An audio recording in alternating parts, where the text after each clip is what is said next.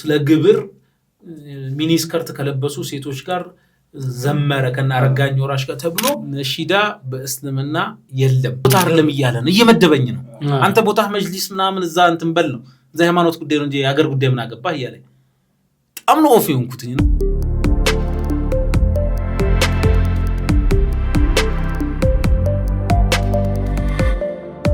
40 ሺህ ብር ግብሩን መክፈል በጣም ከባድ ነው ለኔም ለፋሚሊም ከባድ ነው አይ አንደኛ ቀደም እንዳልኩት ስራው ክረምት ነው እየተቀዛቀዘ የነበረበት ወቅት ላይ ነው ክረምት ተማሪ የለም አመት ምናምን ብዙ አይሰራም የስራው ላይ የክረምት ስራ እንዳጠቃላይ እንደ ሀገራችን ያው ቀዝቃዛ የሚባልበት ወቅት ነውና አሁን ነው በቃ እዚህ ውስጥ መዝለቅ የለብንም እንዝጋው ተባለ ለመዝጋት ፍቃዱ ለመዝጋት የግድ ብሩን ከፍላችሁ ነው ተባለ ከዛ ምንድነው ይግባኝ ነው something ጠይቁ ምናምን ተብለን ምን ተወሰነልን በየወሩ 10 ሺህ ብር ለአራት ዙር እንድንከፍል ተባለና እንትን ተባለልን ከዛ የመጀመሪያውን ክፍያ ግን 10 ሺህ ብር ከፈሉ ተባለ ከእጃችን ላይ ያለው እንዳለ 10 ሺህ ብር ከፈልን ከዛ በኋላ በየወሩ 10 ሺህ ብር ያው ሰርተን ከፍላለን በሚል ተው ነው ልክ እሱ እንደዛ ሀፕን ሲያረግ ቀጥታ ጄሉ ተመለስኩኝና ጀሜ እንዲ ነው አልኩት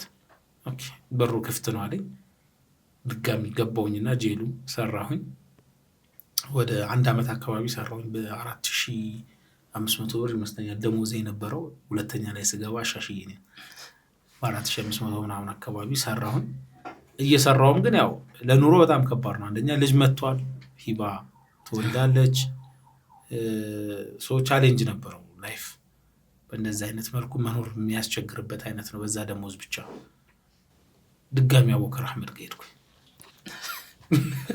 ደፋር ነኝ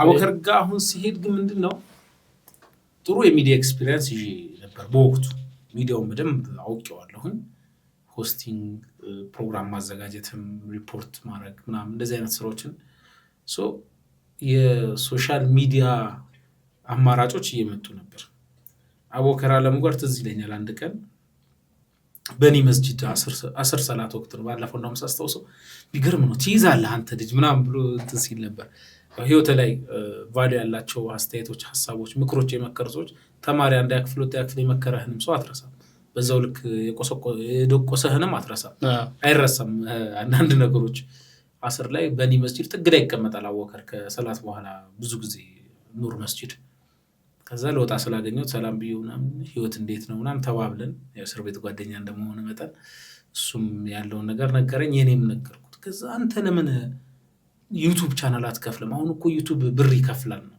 አላቅም ነበር በደንብ አራው እንደዚህ ነው ቻናል ክፈትና ዩቲዩብ አንዳንድ ፕሮግራሞችና ብትሰራ ይደጉምሃል ያግዛሃል ምናምን ነገር አለ ኦኬ አልኩና አላደርኩም ይመስለኛል በማግስቱ ኦር በየዛኑ ቀን ዩቲዩብ እንዴት እንደሆነ ራሱ የሆነ ማን እንደነገረኝ አላስተዋውስም ብቻ እዛው ሄጄ የኢሜል አድሬሴን ምናምን የነበረውን ክሬት ቻናል ብዬው ስም ቀይሬ በልጄ ስም ለምን አላረጉም ብዬ ሂባ ቲዩብ አልኩት ከዛ በስልኬ የሆነ ቪዲዮ ቀርጬ ምናምን ለቀኩኝ ካሚንግ ሱን ምናምን የሚለው አሉ አሁን ቪዲዮዎች ለመጀመሪያ ጊዜ ለቀኳቸው ቪዲዮዎች አሉ እነ ፎአድ ቡድም ጄሉ እየሰራው ነው የዚህ ጊዜ ከዛ በኋላ ግን ሳስበው ከጄሉ ስራ ጋር በደም አብሮ ሊሆን ስለማይችል የግድ ወጥቼ መስራት አለብኝ አልኩኝ ወጥቶ ለመስራት የቢሮ ፈርኒቸር አለኝ ካሜራ የበፊቱ አለው ካሜራ የለኝም ከዛ አንድ ጓደኛዬን አማከርኩት ኢብራሂም ሙሳ ይባላል በጣም ቤስት ሞድ ወንድሜ ነው ጓደኛ ብቻ አይደለም በጣም በብዙ ነገር የሚያግዘኝ የነበረው ወንድሜ ነው ስፔሻሊ ትራንስፖርት ችግር ቀርፎልኝ ለ2-3 አመታት ጧት አብሬ ወጣለሁ አንድ ሰፈር ነበርና ማታ ሲገባ ደውሎልኝ ትሄዳለህ ወደ ቤት ብሎኝ ጧትና ማታ በቃ በሱ መኪና ነበር መንቀሳቀሰው የትም ቦታ በቃ አብረን ነበር በመኪናው መንቀሳቀሰው መኪና ስገዛሽ የመጣጥኩትኝ ማለት ጣል አደረኩትኝ ያው አረባም እኮ ስም ይቅርታ ኢብራሂም ኢብሮ በዚህ በአግማስ ቲቪ ፕሮግራም ስም ይቅርታ ጠይቃለሁ የጓደኝነት ሐቄን አልተወጣውም የወንድምነት ሐቄን አልተወጣውም ቢያም ግን አሁንም ድረስ እንገናኛለን ስፈልገው አሁንም ድረስ እንትላላለሁ እሱ ጋር ነው የሚሄደው እሱን ሳማክረው በቃ እንደዛ ከሆነ ካሜራ ለምን አትገዛም ስንት ይሆናል 7D የሚባል ማርክ2 ነው በወቅቱ ፋሽን የነበረው ገና 5D በጣም አንዳንድ ኤክስፔንሲቭም ነው ሁለት ደግሞ አቅም ያለው ሰው ምናምን የሚገዛበት የቲቪ ቻናል ጄሉ 7D ነበረው 5D ቅርብ ጊዜ ነው የገዛው ጄሉ ነው ሳቀው ራሱ ማለት ከዛ ስንት ይሆናል 40,000 ብር እኔ 10,000 ብር አግዛለሁ አለ ነው እሺ ከዛ ኡስታዝ በድሩ ሁሴንን ደወልኩለት እንዲህ አስቤ ነበረ 10,000 ብር ጓደኛ ያግዞኛል አንተ ስንት አግዘኛል ሲል በቃ እኔም 10,000 ብር አለኝ ኡስታዝ በድሩ ሁሴን 10,000 ብር ጨመረልኝ 20,000 ብር ያስኩና አቡከር አህመድ ጋር ቢሮ ሄድኩኝ ሳይኬ ስለ ስራ አወራኝ እንዴት ሆነልህ ምናምን ነገርኩት ዘጋሁት ከዛ ድጋሚ ጄሉ የሚያውቀኝ መስለኝ አያውቅም ዘጋሁት ከዛ ጄሉ ተመለስኩ አልኩትኝ እንዲህ እየሰራሁ አሁን ደግሞ እንደዚህ ቻናል እሱ ደግሞ ሰኞ ሮብ አርብ ይሁን ሰምቲንግ ቤተል ተቋም መስጂድ ላይ የቂራአት እንደዚህ ዳዕዋ ፕሮግራም ጀምሮ ነበር ሶ በቃ ያንተንም ፕሮግራም እየቀረስኩኝ የተለያዩ ዳዕዋዎች የተለያዩ ቦታ የሚቀረጹትን እየወሰድኩኝ እየለቀኩኝ በሱ ገቢ ያገኘው እንትላለው ዩቲዩብ በዶላር ነው የሚከፍለው ምናምን አልኩት እሺ ምን ጎደለ ነው ያው ማይክ ካሜራ እና ትራይፖድ ያስፈልገኛል አልኩት እና ላይት ስንት አለ አለኝ እንደዚህ 20,000 ብር አለኝ አልኩት በቃ እሱን ሄደ ስጣቸውና አለና ደግሞ እዚህ ኦሮሚያ ባንክ ያለበት ወሎ ሰፈር ጋር የሆነ ህንጻ ላይ ደግሞ ካሜራ ቤት ያለው ልጅ ጋር ደወለና ስጠው የሚፈልገውን አለው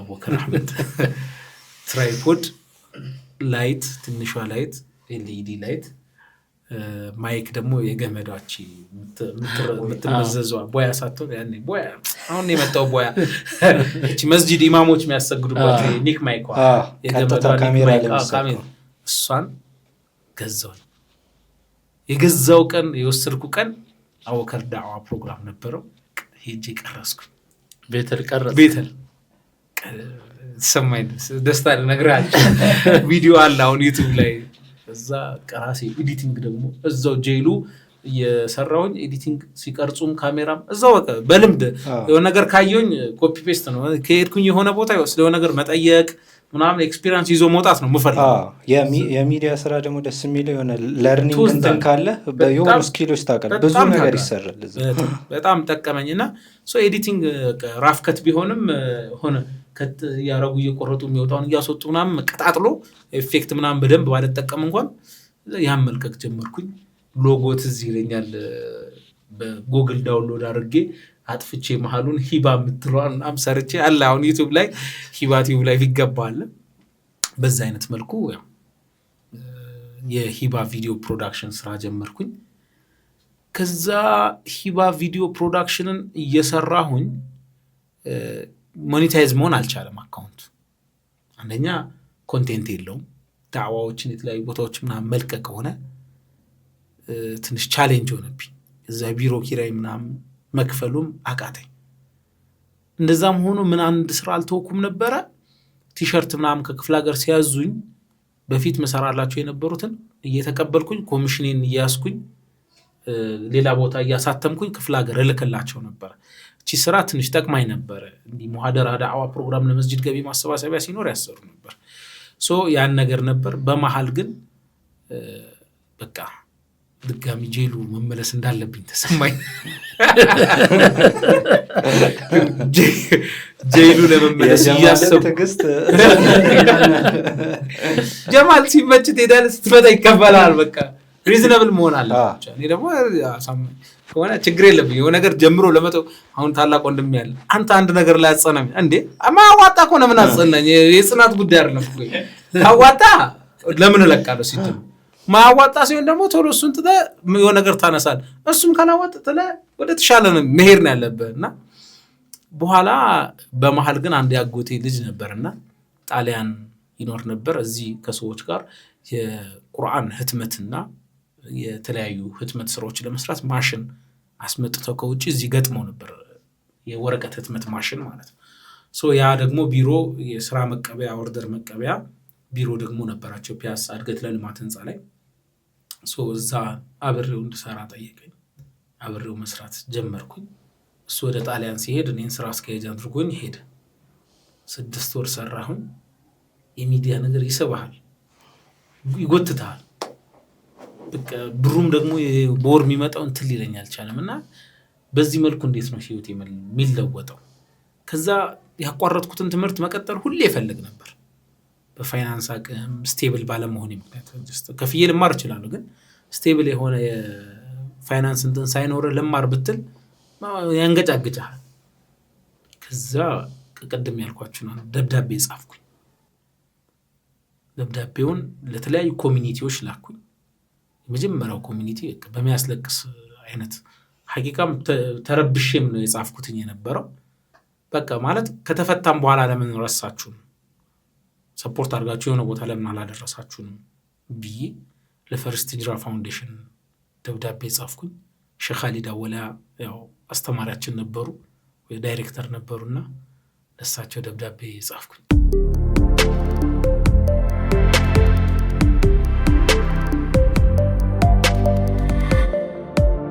ሲነግሩኝ ደብዳቤው ኮሚኒቲው ጋር ነው የተነበበው እና ብዙ ሰው ነው ተቼው ነው ያለቀሰው። ምንድነው ኮንሰፕቱ? የደብዳቤው አለኝ እስካሁን ደብዳቤው መማር ፈልጋለሁ፣ ትምህርቴን መቀጠል ፈልጋለሁ፣ ግን ደግሞ ያለውበት የፋይናንስ አቅም ትምህርቴን እንደቀጥል የሚያስደርግ አይደለም። በጎን እንደማር የምሰራውም ስራ በደሞዝ ነውና ከልጆች ጋር የሚሆን አይደለም። ስለዚህ ያኔ ትዝ ይለኛል ባለቤቴም እርጉዝ ነበረች፣ ሁለተኛዋን ልጃችንን። የሚከብዱ ነገሮች ነበሩ። የራሴን ፕሮዳክሽን መስራት ፈልጋለሁ። ቁጭ ነው ያደረኩትኝ። ካሜራ ተጨማሪ አንድ ያስፈልገኛል፣ የቢሮ ፈርኒቸር፣ የቢሮ ኪራይ 6 ወር ምናምን ብዬ ሊስት አውጥ አድርጌ 220 ሺህ ብር ያስፈልገኛል ብዬ ጽፌ ደብዳቤ ላኩላቸው። ደብዳቤ ጻፍኩኝ። ደብዳቤው በጣም ተጽዕኖ ፈጠረ። ፈርስት ሂጅራ አካባቢ ላይ ሐጂ ነጂብ ሰብሳቢውን ጨምሮ ብዙ ሰው እነ ሚስተር ሀጎስ ምናምን ኮንታክት አደረጉኝ። ከዛ በኋላ ሶሪውላ እስካሁን እንትን አላለም ስለረሳናቸው አይነት ነገር ነው። ብቻ ግን የሚያጅበው እስከዛ ጊዜ ድረስ የንግድ ባንክ አካውንት ሁላ አልነበረኝም። እኔ ባንክ ራሱ የሚያስኬድ ምክንያት ስላልነበረኝ ከዛ አንደኛ የንግድ ባንክ በወቅቱ ብዙ አይመቸኝም ነበር፣ የዛህማው ምናምን ብዬ ለአንዳንድ ነገሮች በፊት አቢሲኒያ ባንክ ለ2004 መጽሔት የከፈትኩት አካውንት እሱን ነበር የምጠቀም ነበር። ከዛ በቃ ጥያቄ ከአክሴፕተብል ነው ተቀባይነት አግኝቷል። አካውንት ላክ ተባልኩ። ኬት ላምጣ? በወቅቱ እዛ ማተሚያ ቤት እየሰራው ነበረ። እዛው ነው ወዲያው ሰባራ ባቡር ብራንች ገብቼ አካውንት ከፈትኩኝ። ንግድ ባንክ አካውንት ከፍቼ ያንን አካውንት ላኩላቸው። 220 ሺህ ብር ላኩልኝ ሙሉ፣ በቃ ምንም ሳይጨምር ሳይቀንስ ማለት ነው። በቃ አሁን በደንብ ሲሪየስ የሆነ ስራ መስራት አለብኝ፣ መለወጥ አለብኝ አልኩኝ። ለዚህ ደግሞ ቆንጆ ፕሮዳክሽን ማቋቋም አለብኝ ብዬ ዝግጅት ላይ ነበርኩ። በመሀል ከጀማል አህመድ አሁን ሚንዛር ፕሮዳክሽን ጋር ሰፈርም አብረንን በተለያየ አጋጣሚዎች እንገናኝ ነበረ።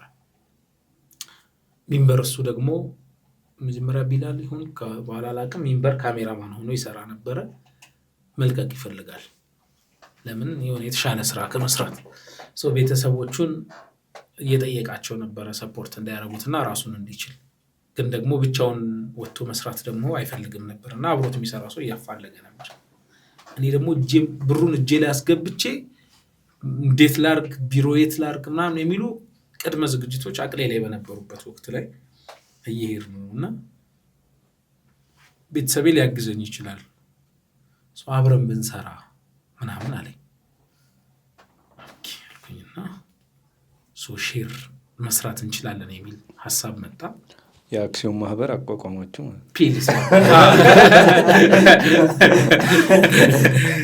አክሲዮን ማህበር ፒኤልሲ ነው፣ ኃላፊነት የተወሰነ የግል ማህበር።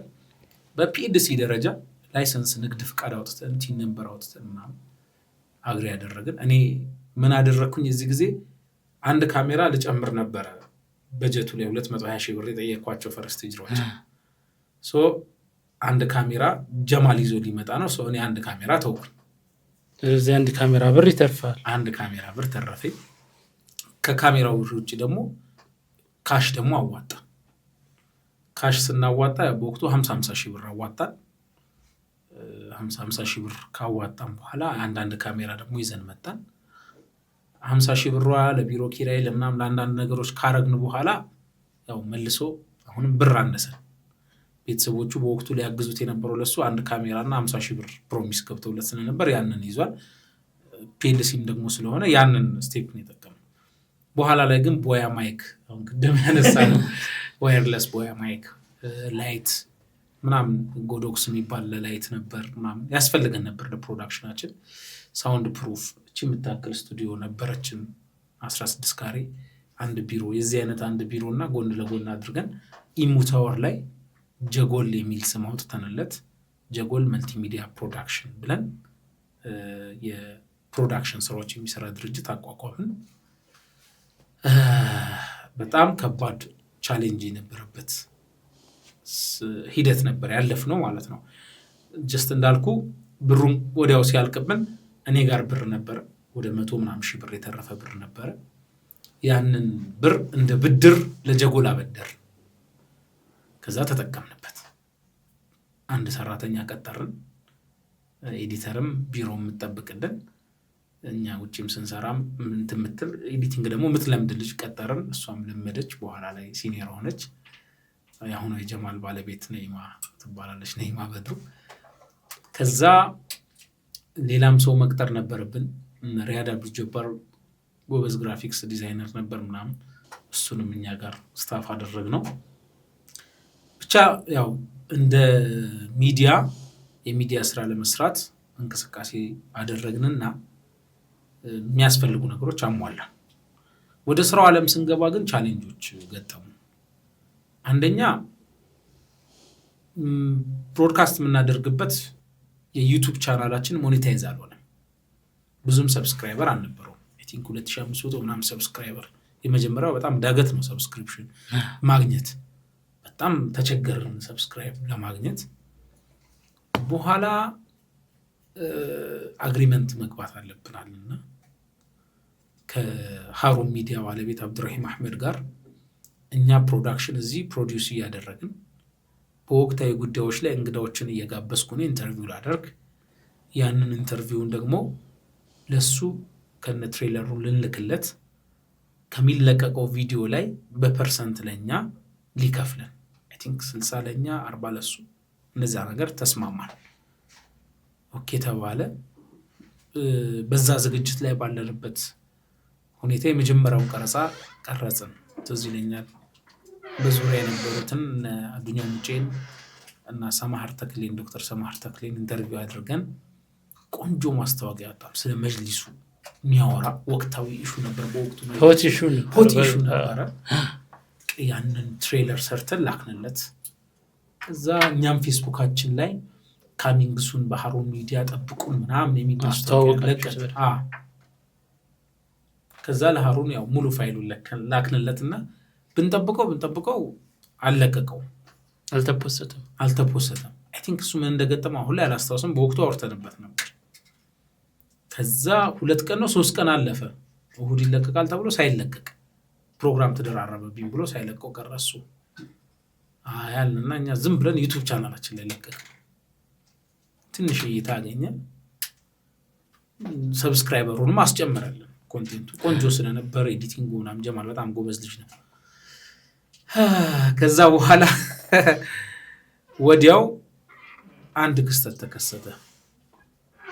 አንዲት የኤችአይቪ ኤድስ ታማሚ ነበረች፣ ተከራይታ ምትኖር የነበረች እንስት ኮልፌ አካባቢ በሚገኝ አንድ ፊሊጶስ ቤተክርስቲያን ወይንም ደግሞ እስላም መቃብር አካባቢ ጋር መንገድ ላይ ከቤት አስወጥቷት የቤት ክራይ ባለመክፈሏ አስወጥቷት መንገድ ላይ ዝናብና ብርድ እየተፈራረቀባት ህይወቷን እየገፋች ያለች ተብሎ ፌስቡክ ላይ ባዩሽ ኮልፌ የሚባል መረዳጃ ማህበር ይፖስታል። የባዩሽ ኮልፌ ደግሞ ዋና ሰብሳቢው ውብሸት ተካ ጄሉ ሚዲያ ስንሰራ 4-5 ዓመት አብረን ሰርተናል። ካሜራማን ነው። አፍሪካ ቲቪ ከዛ ደወልኩለት እንዲህ ሰው ሚዲያ ላይ ላቅርባት አልኩት። ደስ ይለናል አለ። ቀጥታ ሄድኩኝ ኢንተርቪው ያደረኳት። ኢንተርቪው ሳደርጋት ቡም አደረገ። በሚገርም ፍጥነት ሰብስክራይበሩ ተተኮሰ በሷ ቪዲዮዎች። ለሷም አካውንቷን ስልኳና አስቀምጠን ነበር። ሰው ደገፋት። በአንድ ድንጋይ ሁለት ወፍ ሆነ። እኛም ሰብስክራይበርም ቪወርም አገኘን። የሚያምነን ሰው ማግኘት ቻለን። ከዛ በጣም ተደሰተች።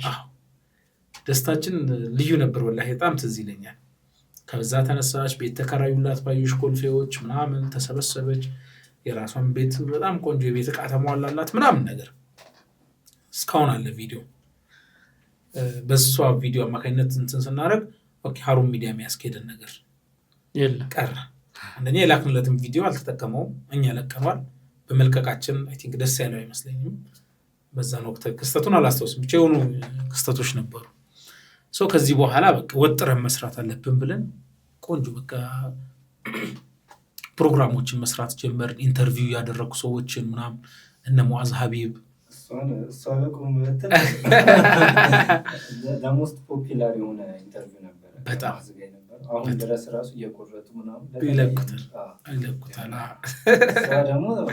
በጣም በቃ ማለት ድንገት እንትን ሆነ በቃ የተተኮስን ማዘን አስታውሳለሁ። የሙዓዝ 145,000 ሰው ነው ያየው።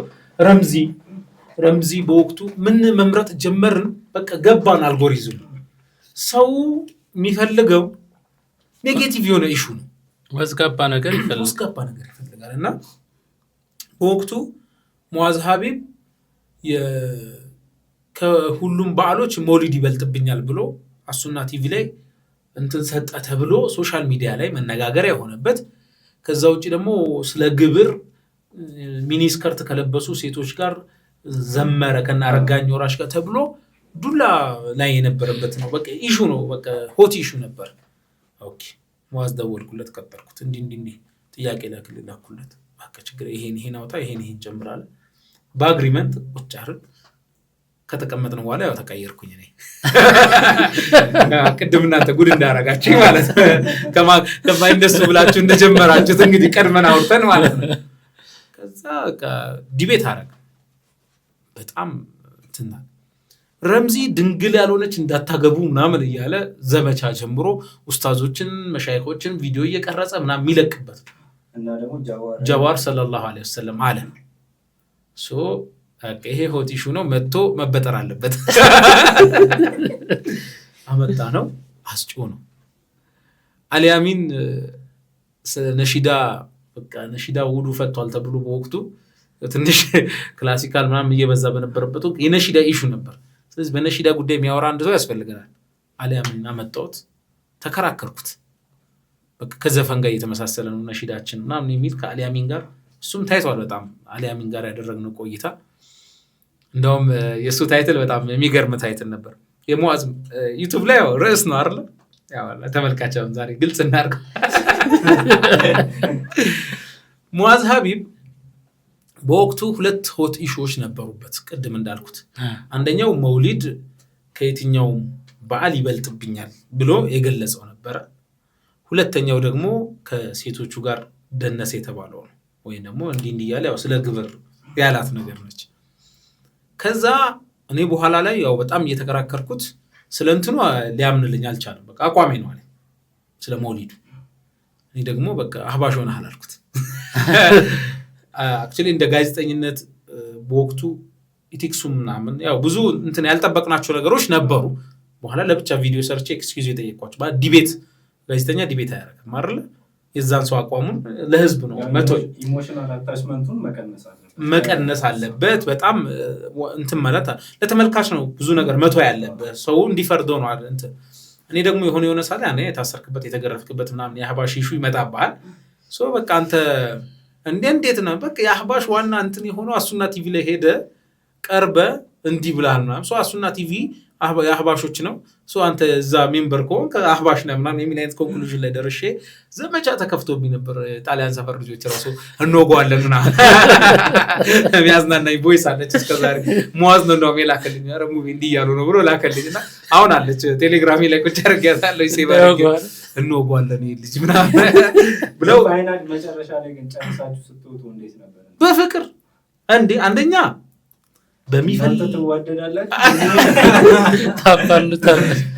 አንደኛ ጥያቄ ልኬለት ሙአዝ ሀቢብ ጥያቄዎቹን ፈቅዶ ይሄን አጠይቀኝ ብሎኝ ያለኝን ጥያቄዎች ሪሙቭ አድርጌለት ይሄን ከተትበት ብሎኝ ያለኝን ጥያቄ ከትቼለት ነው የጠየኩት። ራሱን ጥያቄ ግን ያቀራረብና እንትን ያልኩበት መንገድ ግን በቃ አስመታው። በወቅቱ የሆነ አካልን አስወደሰው የሆነ አካልን አስመታው። ያ ደግሞ ኢሹን ያው ቪውንም ምናምን ከፍ አደረገ። ከዛ በኋላ ስለ እንትኑ እሱም ማድረጌ ስህተት ነው አለ ከናረጋኝ ወራሽ ስለ ግብር ያው የሀገራዊ ጉዳይ ነው ምናምን ብዬ ነው፣ ግን ደግሞ ሚኒስከርት ለብሰው ራቁታቸውን ከቆሙ ሴቶች መሀል ሆኜ እንትን ማለቴ ስህተት ነው አለ። ታዲያ ለዚህ ስህተት ህዝቡን ይቅርታ አትጠይቅም ወይ አልኩት። ለዚህ ይህን በማድረጌ ህዝቡን ይቅርታ ጠይቃለሁ አለ። ምን አለ? ይቅርታ ጠየቀ ሙአዝ ሀቢብ ብለን ታይትል ሰጠን። የግብሩ ምናምን ኢሹ 3-4 ወራት አልፎታል። የዚህ የመውሊዱ ኢሹ ደግሞ ሳምንት ወር 2 ሳምንት ኢሹ።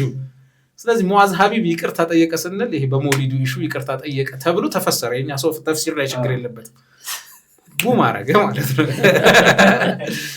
ልክ እንደዛ ሁሉ አሊያሚንን ምን አደረግነው ኢንተርቪው ምናምን ካረግነው በኋላ አንዳንዱ ሰው አለ እያወራ በወሬው መሃል ነሺዳ በእስልምና የለም ነሺዳ አይፈቀድም ይላል አለ። ስለዚህ በእስልምና ነሺዳ አይፈቀድም ብሏል። ካፉ ወጥቷል። ዩቲዩበር ነን ብር እንፈልጋለን የቤት ኪራይ ያለብን ስለዚህ ሰራተኛዎች ብዙ ወጪ ያለብን። ስለዚህ አሊያሚን ከስር አሊያሚን ይላል ኮቴሽን ውስጥ ከተን ነሺዳ በእስልምና የለም ብለን ርዕስ ሰጠን። ነሺዳ እያለ ያለ ሰው ሙንሺድ የሆነ ሰው ነሺዳ የለም ብሎ ምን ቢል ነው ብሎ ሰው ከፍቶ ያየዋል። ሲከፍተው ውስጡ ላይ እውነታውን ያገኘዋል። ሰው ግን መክፈት አለበት ቪዲዮ።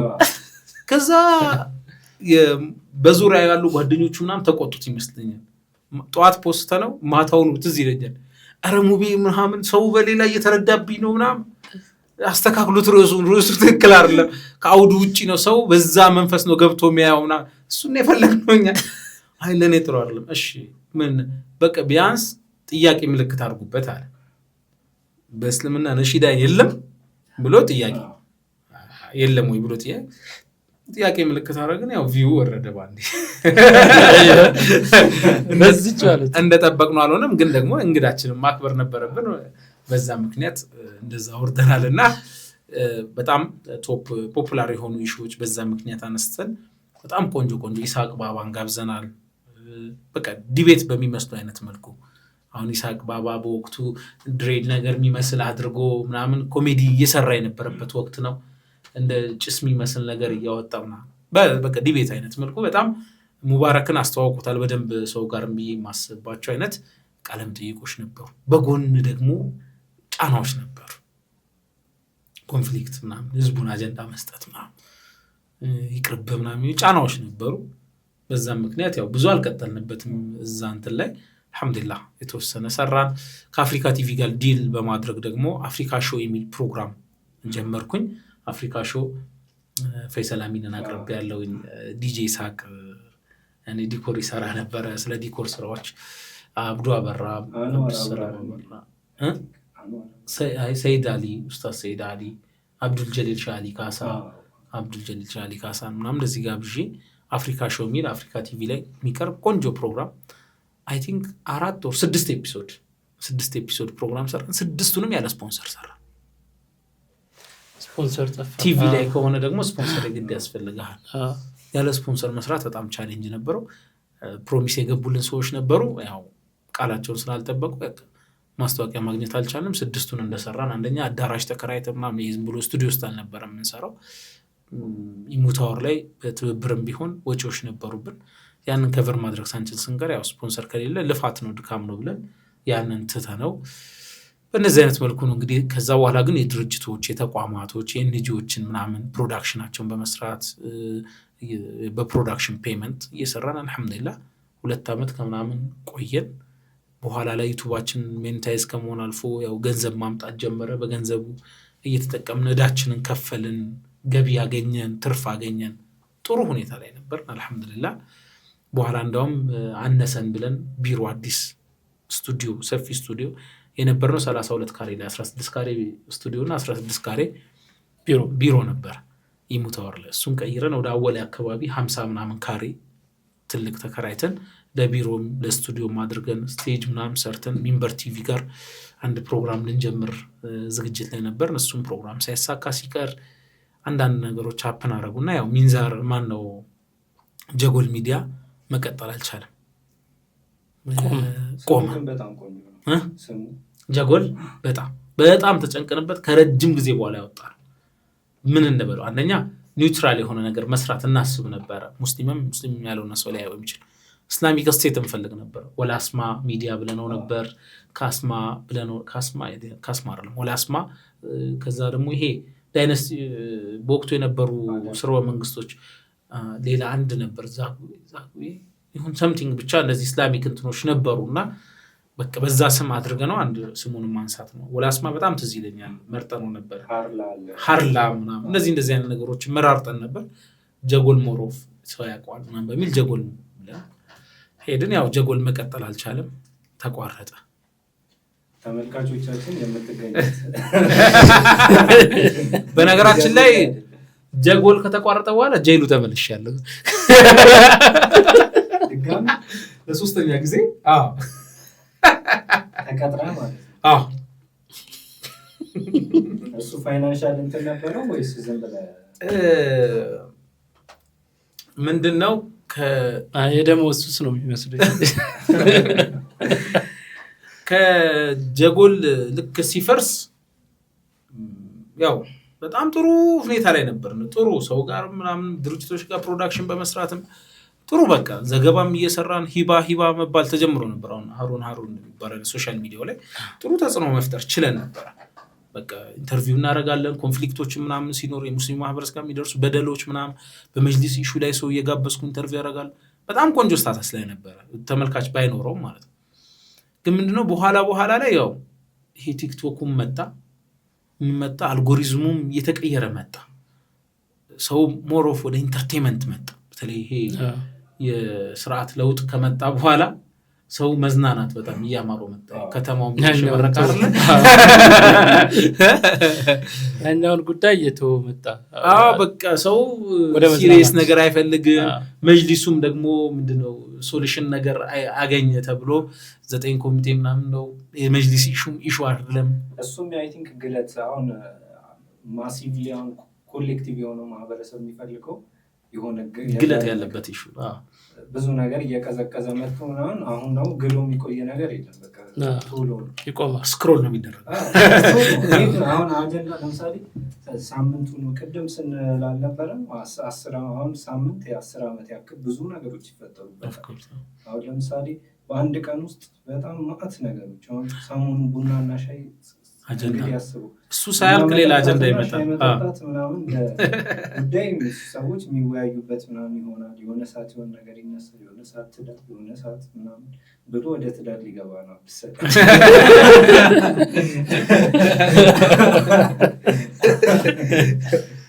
እዛ ጀጎል ስታክ ባረገበት ወቅት ላይ ያው በራሴ ለማስኬድ ሞከርኩኝ።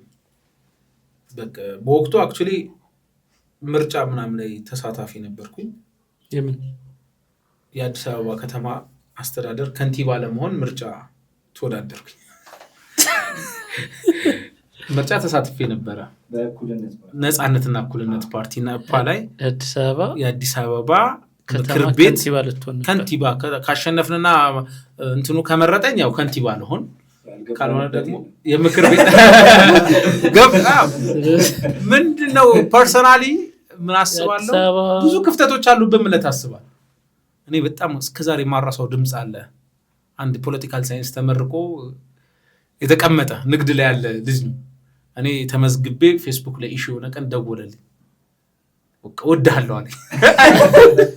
እኛ ተምረነው የፈራነውን መግባት የፈራነውን መድፈርህ ብቻውን በቂ ነው። ብዙ ሰው እንትን ብለሃል ያለውና እኔ ወቅቱ ወላሂ ምኑንም አውቄው አይደለም hatta ማኒፌስቶን እንኳን በስርዓቱ ማንበብ እርግጠኛ አይደለም የነፓን ግን ብቻ ፖለቲካሊ መሳተፍ አለብን። ሰው ከጠላ ቤት እየወጣ ነው አገር ልምራ ብሎ እየተወዳደረ ያለው ሌሎች ፓርቲዎች ስታይ ምንድነው ማህተባቸውንና እንትናቸውን ፍቃዳቸውን በቦርሳ ይያዙ ሶኛ ሙስሊሙ ፖለቲካ ውስጥ መሳተፍ አለበት። ይሄንን ደግሞ ዝም ብለ ማውራት ብቻ አይደለም ተሳትፈ ማሳየት አለበት።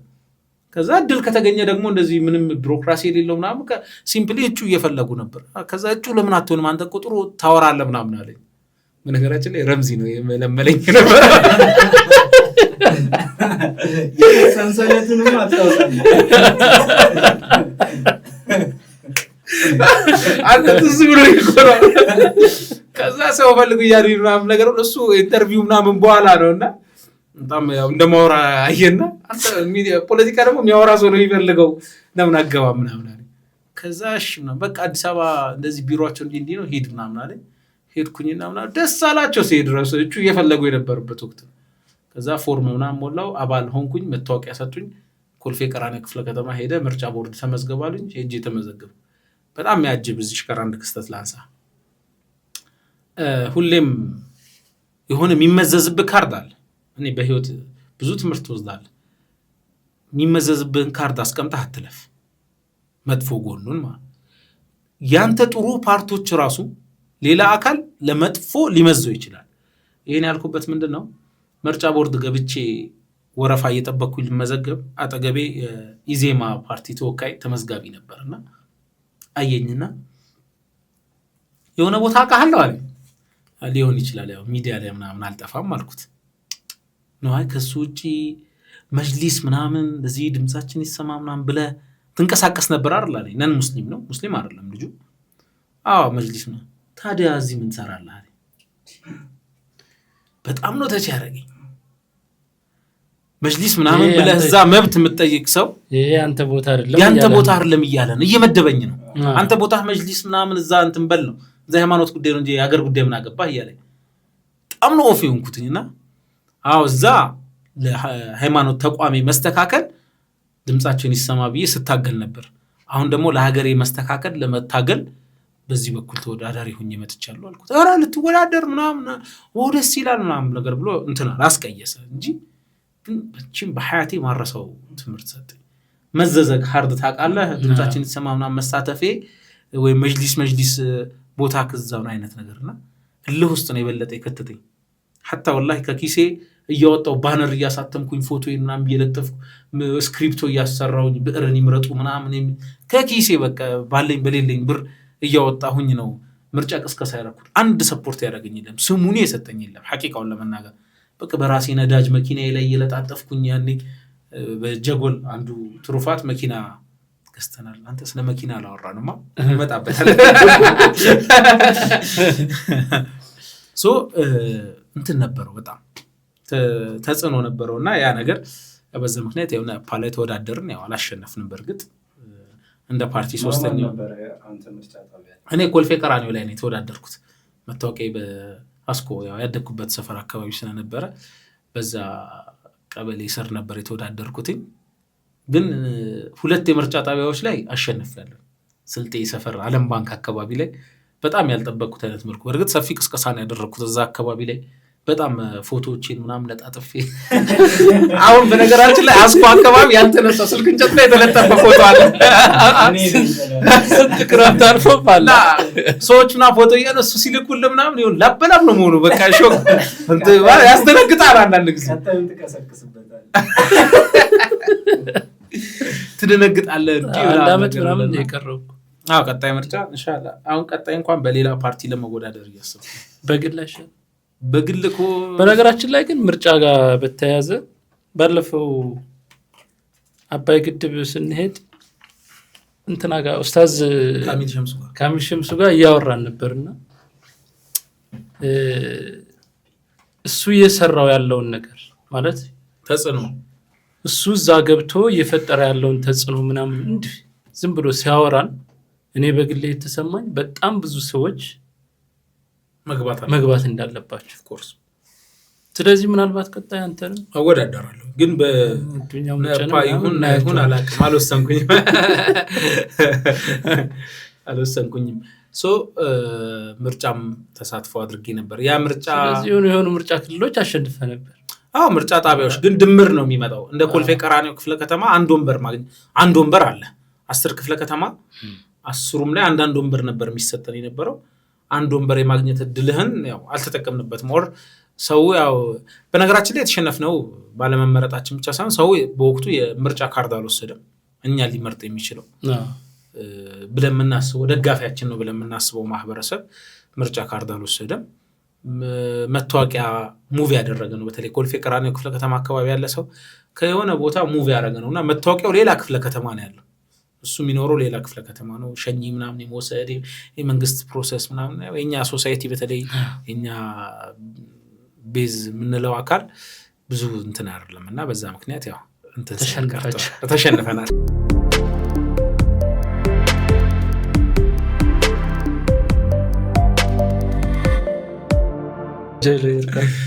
ከዛ እንዴት ወደ ሂባ ፋውንዴሽን መጣ? መች ተመሰረተ? እንዴት አሰብከው?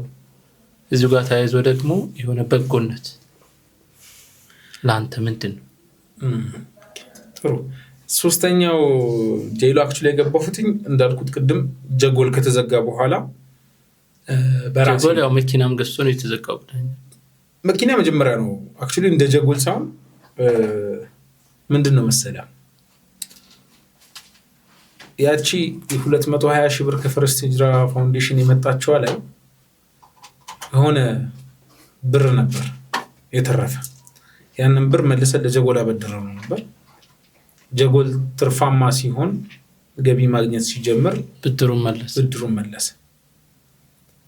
በወቅቱ ያው በጀጎል ስራ ብቻ መታጠር አስቸጋሪ ነበር። በነገራችን ላይ ጀጎል ላይ ስንሰራ የምንለቀው ሂባ ቲዩብ ላይ ስለነበረ ማለት ነው። በተለይ ከተቀረጽኩ ምናምን በኋላ ፍሪ ነኝ።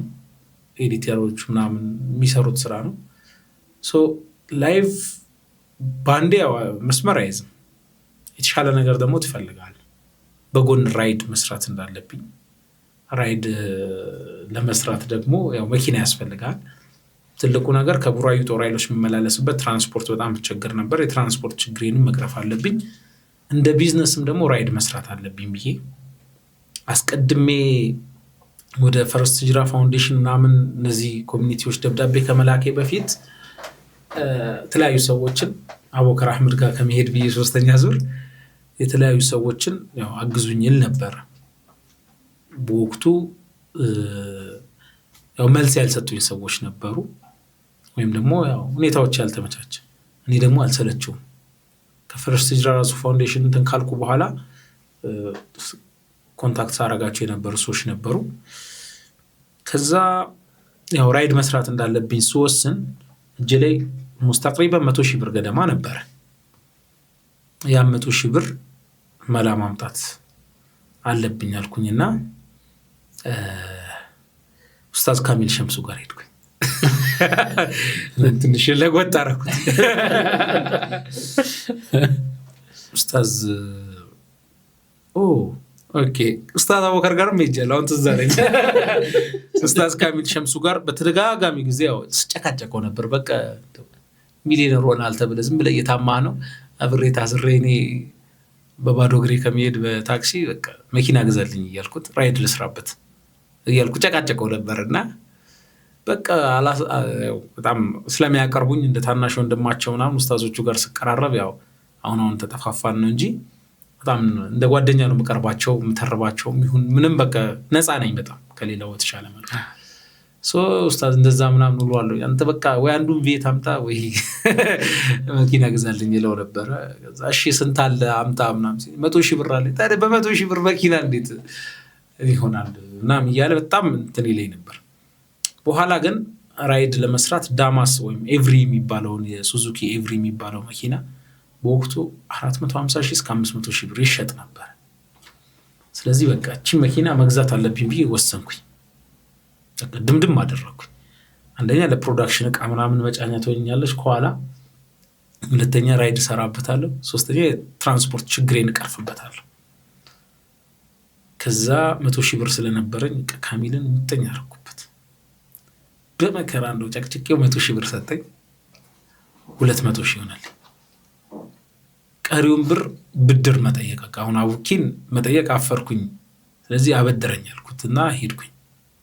እንዲህ ነው አሁን እንደዚህ አሪፍ ስታተስ ላይ ነው ስራ፣ ግን በጎን የትራንስፖርት ችግር አለ ያለ መቅረፍ 200,000 ብር አበድረኝና በ400,000 ብር ያገኘሁት 450,000 ብር ያገኘሁት መኪና አለ ዳማስ እንዲህ የሚባል እሱን ልገዛ ነው አልኩት። ማበደሩን አላበደረም፣ ግን በቃ ያቅሜን እኔም ኮንትሪቢዩት ላድርጋለና አቡበከር አህመድ 50,000 ብር ሰጠኝ። ኦኬ ስንት ሆነ? 250,000 ብር ሸሱልጣን ጋር ሄድኩኝ። አበድሩኝ አልኳቸው። አብሬ ታስሬል ድርጅት ነኝ አበድሩኝ ምናምን ስላቸው እሳቸውም ያው ሰው የራሱን ዙሩፍ ይነግርሃል ካሉበት ሁኔታ ምናምን ባይሆን በቃ ሲሞላለህና 50,000 ብር ሲቀርህ ና አሉኝ። 50,000 ብር አግዛለሁ አሉኝ። ደውልልኝ ነው እንጂ ያሉኝ። እዛ ወጣው 100,000 ብር መፈለግ ነበረብኝ። ሌላ ፋሚሊ አካባቢ ያሉ እህት ወንድሞቼን 100,000 ብር እንዲያግዙኝ ጠየቅኩኝ። 100,000 ተቀበልኩኝ። የኔ 100,000፣ የካሚል ሸምሱ 100,000፣ 300,000፣ የአቡበከር 50,000፣ 350,000። ከዛ ሸሱልጣንን 50,000 ብሩን አስሞላዋቸውና 400,000 ብር ይዤ የኡስታዝ ሰይድ አሊ ወንድም መኪና ይሸጥ ነበርና የሆነች መኪና እሱ ጋር ነበር ያየሁት። በቃ 400,000 ብር አለኝ። ቀሪዋን 50,000 ብር ደግሞ 1 ወር 2 ወር ሰርቼ ከፍላለሁኝ። ራይድ ልሰራ ነው፣ ሰርቼ ከፍላለሁ ስጠኝ አልኩትና በዱቤ ወሰድኩኝ። በ2 ወር ዱቤ 400,000 ብር ከፍዬ መኪና ወሰድኩኝ። እግረኝነት አበቃላት፣ አከተመች። ራይድ ተመዘገብኩኝና ራይድ ስራ ጀመርኩኝ። ጠዋት ሰራለሁ፣ ቀረጻ ሲኖረኝ ይቀረጻለሁ፣ ፕሮግራም ሰራለሁ፣ ስፖንሰር እሯሯጣለሁ። በቃ እንዲህ ተፍተፍ እያልኩኝ ላይፍን በራይድ ስራም ጀመር። ራይድ እየሰራሁ ትዝ ይለኛል። አንዴ ቤተል ጋር ራይዱ ጠራ በአፕሊኬሽን። ልክ ሲሄድ ሮም ሰፈር እናንተ ሰፈር ልክ በሩን ከፍቼ ግቡ ምናምን ስላት አለ እኔ ሙባረክ ፕራንክ እያደረገ ነው። መቼም ማረሰው ክው አልኩኝ ማለት ፕራንክ እያደረግን ነው። ካሜራ የለም የለም ስራ ላይ ነኝ እኔ። ልጆች ዳቦ መግዣ እየሰበሰብኩኝ ግቡ አልኳቸው፣ አደረስኩኝ። በቃ ብዙ ከስተመርም ማግኘት አልሐምዱሊላህ ብዙ እንትን እያልኩ ሄድኩኝ። ብድሬንም ከፈልኩኝ። በ50,000 ብር የነበረችውን የመኪናዋን እዳ ማለት ነው። ያው ራይዱን ብዙ አልሄድኩበትም። በእርግጥ ከገፋውኝ በኋላ በጣም ለእንደኔ አይነት ሰው አስቸጋሪ ነው። ነፃነት፣ አንደኛ ነፃነት ነው፣ 2 ተባራሪ ስራ አይገኝም። ሰው ምን ይፈልጋል? የሆነ ሰዓት ቆመህ የሆነ ቦታ ላይ መጠበቅ አለብህ። ለሱ ደግሞ ለእንደኔ አይነት ሰው አይሆንም። ስራው በጣም አዋጭ ነው። አሁን ለምሳሌ የአመቱ ዮሐንስ ምናምን ከተባለ በጣም ሰው ራይዱ የሚጠቀምበት ወቅት ነው። ሄጄ ዮሐንስ ቤተክርስቲያን አካባቢ ቆማለሁ። አጭር ርቀት የ3 ቀን የ4 ቀን ማገኘውን በአንድ ቀን አግኝቼ ሄዳለሁ። አድርሼ ሰው አጭር ርቀት ራሱ ቢሆን አይፈልግም በእግር መሄድ፣ በታክሲ መጋባት፣ ታክሲም አይገኝም፣ መንገድም ዝግ ነው ምናምን። በቃ እያደረስኩ እየመጣ የሆነ ቦታ እንደዚህ ታገኛለህ። እና ግን በጣም አድካሚ ነው ስራ ሐቂቃው። ወላሂ የሹፌርን ድካም የተረዳሁት የዛቀ እንዴት ያደርሳል ብሎ ደግሞ ሌላ ተገኘው ትላለህ። ያው መስመሬ እዛ ፒያሳ አካባቢ ስለነበረ ነው ዮሐንስ ቤተክርስቲያን የጠራሁት። ቸርቹ ቢዚ ሲሆን ሙስሊም ወንድሞቻችን ደግሞ አገልግሎት እንሰጣለን። ራስ ባስገብተህ ራስ መለስ እና በእንደዛ አይነት መልኩ ያው ባለመኪና ሆነ። ከዛ በቃ ይህ ልጅ ከስር ከተፈታ በኋላ መኪና ተገዛለት ትባላለህ። ደግሞ አሜቱ ደግሞ ይጀምራል። መኪና ተገዛለት ምናምን ብዙ ሰው ሲያገኝ ገዙልሻ ምናምን የሚል ብዙ ሰው ነው ያለው። የሆነ ሰዓት ላይ አልሐምዱሊላህ ምናልባት ዛሬ ይመስለኛል ስለ መኪና እንዳለኝ ራሱ ኦፊሻሊ እንዲሳወራ እንጂ አውርቼ አላውቅም። ሐቂቃው በተቻለኝ አቅምም የኔ እንደሆነ በሚገልጽ አይነት መልኩ ሚዲያ ላይ ማቅረብ ምናምን አልፈልግም። ብዙ ይጠቅማልም ብዬም ስለማላስብ ማለት ነው። አሁንም ጀስት ዛሬ ብዙ ነገር እየተወራ ስለሆነ ባይዘለል ይሻላል በሚል ያነሳሁት ነው እንጂ በተቻለኝ አቅም እስከዛሬ ብዙ ጊዜ ስሜታዊ ተውና አቤት የዛሬው ነዳጅ ሰልፍ ምናምን ልትል ትሞክርና ብዙ ፋይዳ የለውም አይደል? ሶ የሚያገኝ አካል በመኪና ያየኛል። ሚዲያ ላይ አውጥቼ መኪና አለኝ ምናምን ተብሎ የቤት ኪራይ ውስጥ ቡራዩ የሚባል ሰፈር ውስጥ ቤት ተከራይተህ እየኖርክ እዚህ መኪና አለኝ ጉራ ብዙ ያስኬድ ማቻ ያርግ ማለት መኪና አንሸጣ ቤተል ላይ ቤት በተከራይበት ይሻላል ይላል። ቤዚክ ከሚባሉ ነገሮች ውስጥ ያው ኑሯችን ነው እንጂ እንደዛ ደርሷል። ምንም ጥርጥር እንትንነቱ አልፏል። ሌግዠሪነቱ የሚባለው አስፈላጊ ግን ያው ሌግዠሪ የሚባለው ነገር የሚፈጠረው እኮ ከአፎርዳቢሊቲ ጋር ስለሚያያዝ ነው። ሰዎች ለምሳሌ ምግብ ራሱ አፎርድ ማድረግ የማትችል ከሆነ እኮ ሌግዠሪ አይ ቲንክ ያ ይመስለኛል። ሰው ኬክ አይበሉም እንዳለችው ማለት ነው አይደል? ዳቦ አጥተው ነው እንደዚህ የሚያለቅሱት ምናምን እና ለምን ኬክ አይበሉም? እና ደግሞ ልዩነቱም አፎርድ የማድረግ አቅሙም ደግሞ ልዩነት እኮ ይወስናል። ኖርማሊ ቤዚክ የሆኑ ነገሮች ሊበላ ይችላል፣ ሽሮ ሊበላ ይችላል እና ቁርጥ ምናምን አፎርድ ማድረግ እና ሽሮ መብላት መሀል ብዙ ልዩነት ላይኖር ይችላል። ግን መኪና መግዛት እና በእግር መሄድ በጣም ልዩነት አንዳንድ ጊዜ ያው ፕራይቬት መሆን ያለባቸው ነገር ፕራይቬት ቢሆኑ ጥሩ ነው ብዬ አምናለሁ። ሁለት አይንና ስም አለ። አይንና ስም አንዳንዴ ሁሌ የፈለገው ነው ብዬ አላምንም እኔ።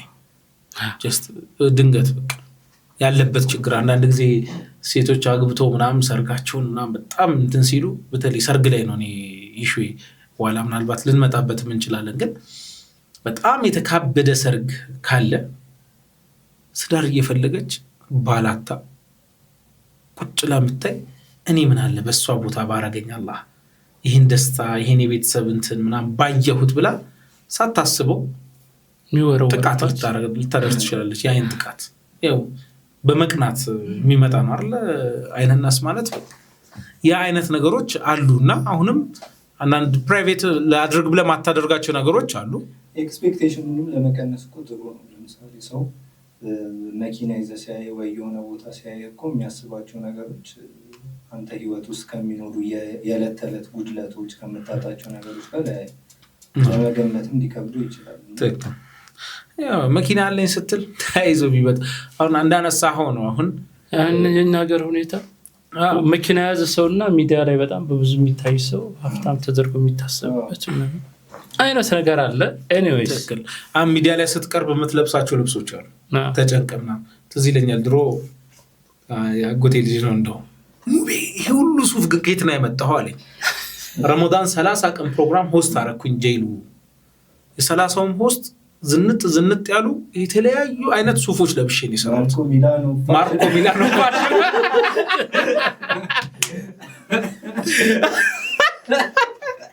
ታውቀዋለህ? ወላሂ ነው የምነግረውና በቤቴ አንድ ሱፍ አልነበረኝም። አንድ ሱፍ የራሴ አልነበረኝም። ግን 30 አካባቢ ኦልሞስት 20 ምናምን አካባቢ ሱፎች ከእንትን ነው ከማርኮ ሚላኖ ፋሽን ስፖንሰር ያደርገናል። ለብሰነው ሆስት እናደርጋለን። 5 ደቂቃ 10 ደቂቃ ተቀርጸህበት የዛሬው ፕሮግራሞቻችን ምናምን አስተዋወቀ ሆስት አድርገህ ከዛ ልብሱን ትመልሰዋል። እና ያጎቴ ልጅ ነው እና ልጅ ታዳጊ ያ ሁሉ ሱፍ ግን ኪታም ሀብታም ናር ላለኝ ሱፍ በጣም አንድ ሱፍ ያልነበረ ጊዜ ላይ እና እንዳልከው ሚዲያ ላይ በጣም የምትለብሳቸው ልብሶች ሰው አይቶ ጀጃ ያደርጋል። ቅፈላዎችም ይበዛብሃል፣ ትቸገራለህ። ሰው የተሻለ ኑሮ አለህ ብሎ ነው የሚያስበው። መኪና አሁን አንድ ጊዜ እሸቱን አላህ ይስጠው ብዬ ዱዓ አድርጌለት ነበረ። አሁን የሚይዘው መኪና ያው ዲዛይር መኪና ቀይር ያለው ባይዘው ምንድነው አጋጣሚው ያው 3 አመት ያስኩትና መኪናውን ዳሽን ባንክ ካሉ አመራሮች ጋር የጥቅም ትስስር ወንድማዊ ትስስር የጄይሉ በሚመጡበት ጊዜ ያው ጄይሉ ላይ ማስታወቂያ የሚያሰራሉ። ጄይሉም የሚዲያ ስራ አብሮ የሚሰሩበት አጋጣሚ ነበርና እንደ አይነት ኦፖርቹኒቲ እንዳለ በድርጅት አማካኝነት መኪና መግዛት ይቻላል የሚል ነውና ሶስተኛ ጊዜ ጄሉ በተመለስኩበት ወቅት ላይ ይሄን እድል መጠቀም አለብኝ በሚል የኔን መኪና ሸጥኩኝና ልክ የሸጥኩበት ዋጋ ደግሞ ጨምሮ ዳሽን ባንክ ደግሞ መኪና አሻሻለልኝ። አሁን በወር 36,000 ብር በየወሩ ከፍላለሁኝ ለመኪናው። በጣም ከባድ ነው። የቤት ኪራይን የ3 ወር ማለት ነው።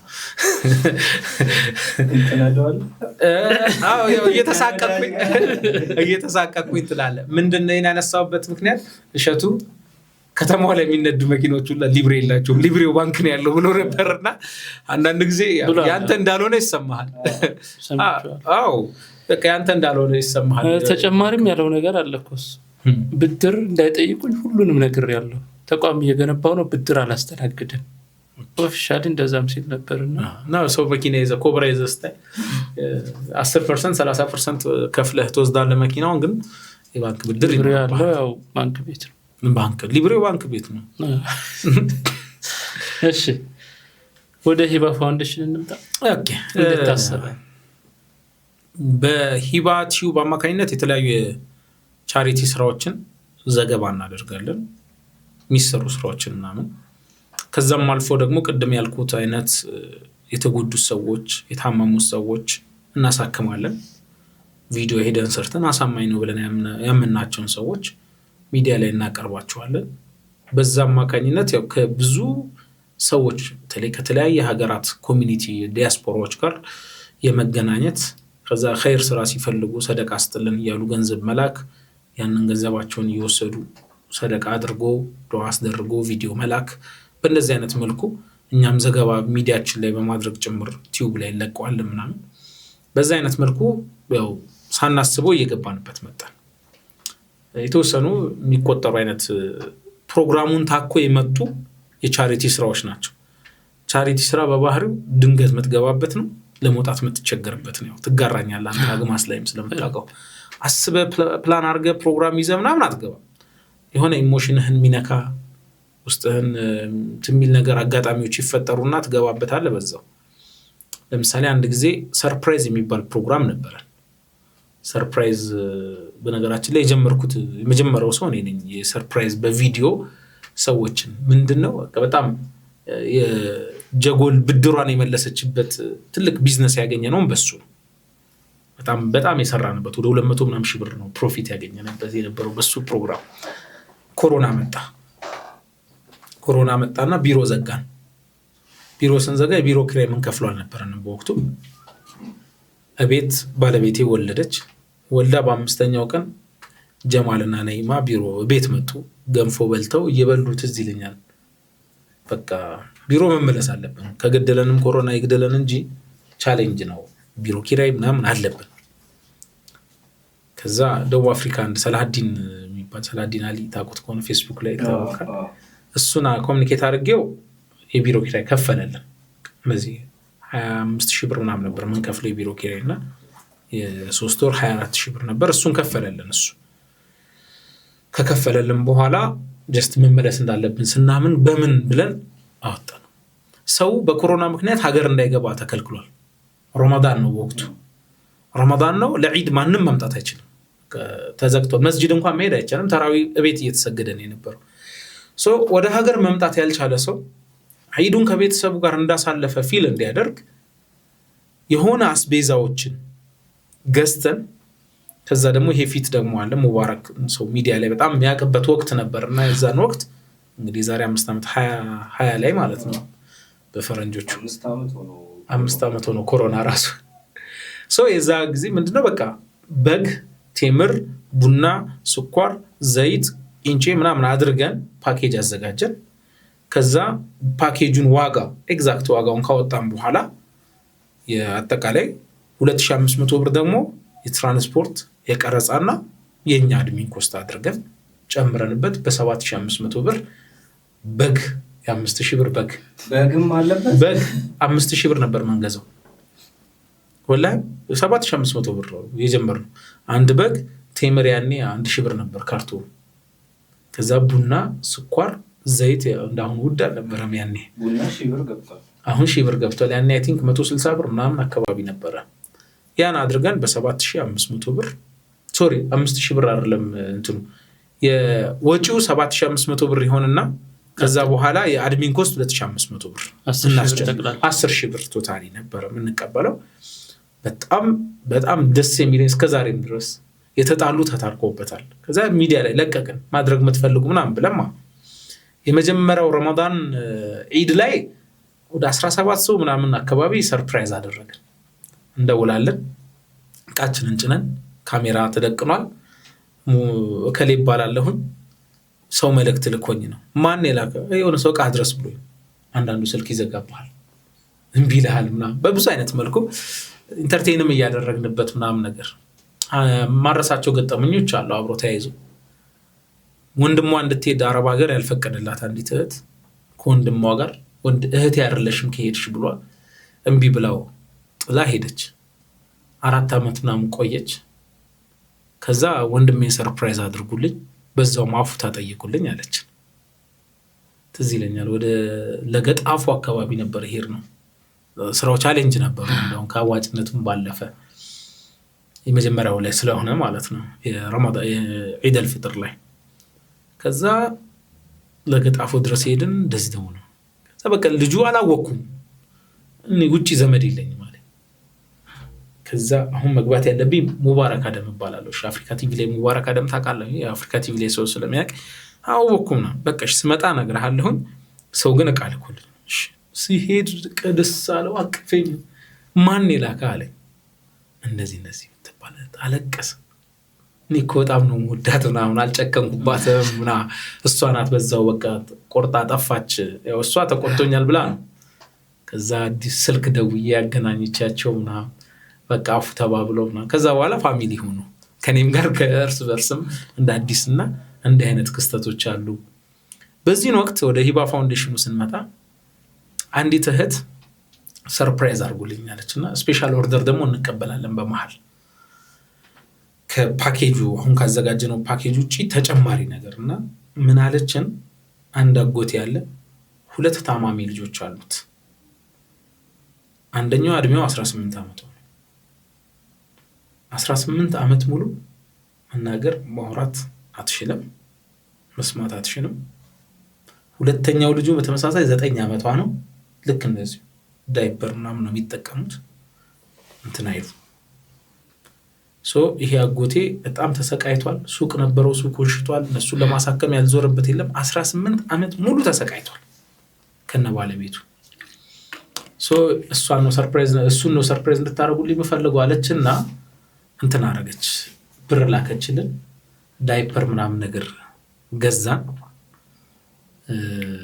ተጨማሪ ስፔሻል ኦርደሮችን ማለት ነው። ሄድን። ስንሄድ በጣም ሚነካ ነው። እኔ ሚዲያ ላይ ለመጀመሪያ ጊዜ ያለቀስኩበትን ቪዲዮ ይመስለኛል ዩቲዩብ ላይ ያለ። አሁንም ህይወታቸው በጣም የ18 ዓመቷ ልጅ የተባለችው የ3 ዓመት ልጅ ነው የምትመስለው ፊዚካሊ። የ18 ዓመት ልጅ ተብሎ ስታየው 3 ዓመት ወር 4 ዓመት ነው። እግራቸው አይታጠፍም እንደዚህ እንዳለ ነው። እጃቸው አይንቀሳቀስም። ልብሳቸው ነው የሚበሉት፣ ላያቸው ላይ ነው የሚጸዳዱት ምናምን። የራሴ በወቅቱ 2 ልጆች ነበሩኝ። እኔ ወደ ራሴ ነው የመለስኩ የኔ ልጆች ቢሆኑስ የሚል። ከዛ በቃ ይሄ ቤተሰብ በዚህ አይነት ሰርፕራይዝ ብቻ የሚታለፍ አይደለም። ሰፖርት መደረግ ይፈልጋል። እነዚህ ልጆች እንክብካቤ አልቀው ሰውነታቸው አጥንታቸው እንደዚህ ይታያል። ቪዲዮ አለ። አጥንታቸው እንደዚህ ይታያል። በጣም ከባድ ነበረ። ከባድ ነበር ለኔ። ከዛ በቃ እንዲህ ብቻ ብለን ምን ተዋርለም ህዝቡ ሊረዳቸው ይገባላልና እንዲህ አይነት ፕሮግራሞች ለብቻ ስንሰራ ስለነበረ ቀጥታ ለቀቅን አካውንታቸውን ሰፖርት እንዲያደርጋቸው፣ ህክምናም እንዲያገኙ፣ ቁርአን ምናምን እንዲቀራባቸውና ከዛ በኋላ በጣም በሚገርማችሁ መልኩ በአንድ ሳምንት ውስጥ ቪዲዮ ተለቀቀ። በሳምንት ውስጥ 1,800,000 ብር በአካውንታቸው ተሰበሰበ። በጣም አጀበን። ለምስጋና ትልቅ ብር ነው ያብር ለነሱ በለቅሶ ነው ያለቀው። የምስጋና ቪዲዮም ሰርተናል። ታሪኳን ያወራችሁ እናትየው የሆነ ቦታ ህክምና አለ ስትባል አንዷን በፊት ለፊት አንዷን በዚህ በኩል አዝላ ለሊት 9 ሰዓት ከቤት ስትወጣ ጅብ ከቧት ምናምን በቃ ታሪኳ በጣም እንትን የሚያደርግ ነው አለ ዩቲዩብ ላይ አላጠፋሁትም እስካሁን። ያ አይነት ክስተት ነበረ። ከዛ ይሄ በሳምንቱ ከዛ በኋላ ግን በጣም ብዙ ብር ተሰበሰበላቸው። እኛ ያው ይሄን ደርሷል ብለን ካሳወቅን በኋላ ራሱ ሰው አላቆመም። በጣም ያጅብ አንድ አይ ቲንክ አሜሪካ ውስጥ የምትኖር እህት የኔም ልጅ እንዲህ አይነት ህመም ተሰቃያለችና ለምን ይሄ ማቋለሁኝ ፔኑ ምናምን ነገር ብላ ብር ላከችና ፍሪጅ ግዙላቸው አለች። ከዛ የተመጣጠነ ምግብ መብላት አለባቸው በሚል ስጋ፣ ክትፎ ስጋ፣ ጥሬ ስጋ፣ በግ፣ ከዛ የቤት ዕቃ ማክሬቭላ ገዛን እያሞቁ ቶሎ ቶሎ እንዲሰጧቸው ምናምን አድርገን ቪዲዮ አለ እሱ ሁላ ሙሉ ገዝተን ወስደን ደግሞ ድጋሚ ሰርፕራይዝ አደረግናቸው። ሊቆጣጠሩት የማይችሉት ደስታ ነው። አይቶት ማያውቁ ድንገት ነው እንግዲህ ሰርፕራይዝ አድርጉልኝ ብላ አረብ ሀገር ያለች አንዲት እህት ዘመዶቿን አስደርጋን እና በጣም ልዩ ስሜት ነበራቸው። ተደሰቱ። በኋላ ያው መሬት ነበራቸው እዛ የሚኖሩበት ስልጤ ሰፈራ ዓለም ባንክ አካባቢ ነው። አብዱልዋሲ ይባላል አላህ ይርሐመው አባትየው የልጆቹ አባት። ትልቅ ቤት ተሰራ በብሩ ትልቅ የሚኖርበት የነበረ ቤት ዳሳሳ ገራሚ ቤት ገራሚ ሳሎኑ በጣም ሰፊ አረቢያ መጅሊስ ያለው ሱቆች ያሉት ምናምን። ከዛ በቀሪ ብሩ ደግሞ ስራ እሱ የሆነ ጫማ በጅምላ እየተረከበ ያከፋፍላል ምናምን። በጣም በቃ ሀያት ልጆቹ ወፈሩ። በቃ የሚበሉት ስጋ ብቻ እንዲሆን አደረግን። ለስጋ ብቻ እንዲገዙላቸው ብራቸውን በዛ ማኔጅ እንዲያደርጉ በራሳቸው አካውንት ነበር የተሰበሰበው። ተለወጡ፣ ፊታቸው ፈካ፣ ልብስ ገዛንላቸው ምናምን። አልሐምዱሊላህ በጣም ደስ የሚል ህይወት መኖር ጀመሩ። በመሀል ድንገት አባትየው ታመመ። አባትየው ታሞ ሆስፒታል ገባ። እኔ አልሰማሁም። ሳምንት ባልሞላ ጊዜ ውስጥ ወደ አኺራ ሄደ አባትየው። ቤቱ ላይ ገብተው ኦልሞስት በ15ኛው ቀን ወር በወራቸው አዲሱን ቤት ሀያት አይቶ ያንን ህይወት አይቶ አብዱልዋሲ ወደ አኺራ ሄደ፣ ሞተ። ከሳምንት ምናምን በኋላ ነው ስልክ ሲደወል በሱ ስልክ ነው ሄሎ አብዱልዋሲ ብዬ ሳነሳ ሚስትየው አብዱልዋሲ ወደ አኺራ ሄዷል አለች። በጣም ደንግጠን የዛኑ ቀን ሄደን ታዚያ ደረስናት፣ አጽናናናት። ያው ቪዲዮም ሰራን። እኛ ጋር በወቅቱ አንዲት እህት እናንተ ጋር አስቀምጡና ስጋ ብቻ እንዲበሉ ብላ ብርኛ ጋር አስቀምጣ ከስር ከስር ስጋ እንድንገዛላቸው አዛን ነበረ። ለሱ የላክን ነበረ እየገዛን የሚለው። በኋላ ያው በወቅቱ አባቴ በሞቱበት ወቅት ያው ወጪዎች ነበሩባቸው ብለን ያንን ብር ማውጥተን ሄደን ሰተናት አስረክበን ሌላም ሰው የሰጠንን ብር አንድ ላይ አድርገን ዘይረን ታዚያ ደርሰን የተመለስንበት ነው። በኋላ ደግሞ ከጊዜ በኋላ በእርግጥ ሚዲያ ላይ አላቀረብነውም። ከሁለቱ ታማሚ ልጆች አንዷ የ18 ዓመት ልጅ አንዷ የ8 ዓመት ልጅ ናት። አንደኛውም ወደ አኺራ ሄደች። ያው አንዷ ልጅ ይዛ አለች አልሐምዱሊላህ። እናትየው አሉ እየተንከባከበች ቀሪ ልጆቿ፣ ሌሎች ደግሞ አፍ ያላቸው እየተማሩ ያሉ ጥሩ ስታተስ ላይ ያሉ ትምህርትም ጎበዝ የሆኑ ደግሞ ሌሎች ልጆች አላቸው፣ አላህ ሰጥቷቸዋል። እንዲህ አይነት ነገሮች ክስተቶች ነበሩ እንግዲህ በሚዲያው ስንሰራ የነበሩ። ይሄ ነገር ሳናስበው የተቸገረ ሰው መርዳት፣ የቲም ማገዝ፣ እንደዚህ አይነት ጉዳት ያለባቸውን ሰዎች ሰፖርት የማድረጉ ነገር ላይ ሳናስብ ይዞን ሄድ። ጀጎል ምናምን ከፈረሰ በኋላም ይሄ ነገር ሊተወኝ አልቻለም። እኔ መስራት ጀመርን። የውሃ ጉድጓድ ከኑሩ ቱርኪ ኡስታዝ ኑሩ ቱርኪ ጋር ሄደን ማስመረቅ ምናምን ውሃ ጉድጓድ መስራት እንደሚቻል ሰዎች ወደኛ ልከው ውሃ ጉድጓድ አስቆፍረን መላክ ቪዲዮ ምናምን ጀመርን። በኋላ ላይ ያው ፖዚቲቭም ኔጌቲቭም ኮመንቶች ይመጣሉ ሶሻል ሚዲያም ላይ። አሁንም ረምዚ ነው ፎቶ የለጠፈና አንዴ ውሃ አስመርቄ ስመጣ ውሃ ምናምን በቃ ገባሁበትኝ።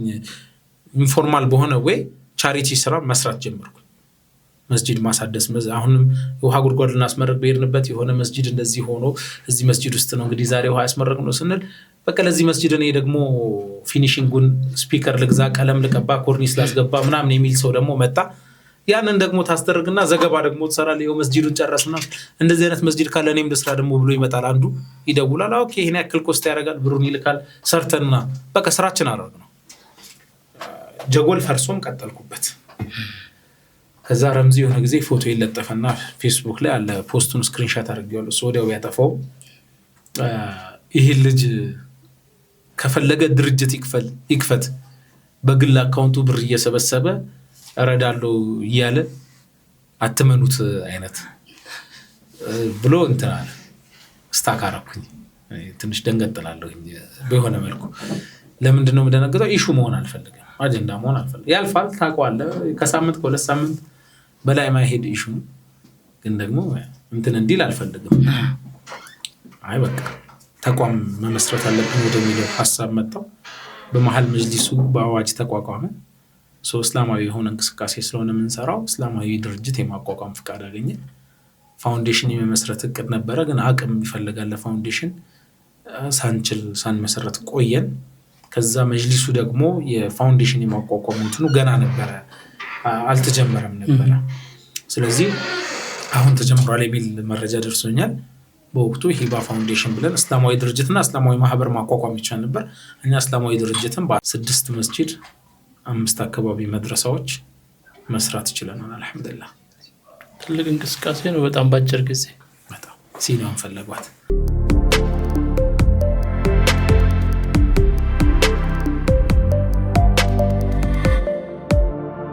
ስለዚህ እስኪ ማለት አላቅም መቼ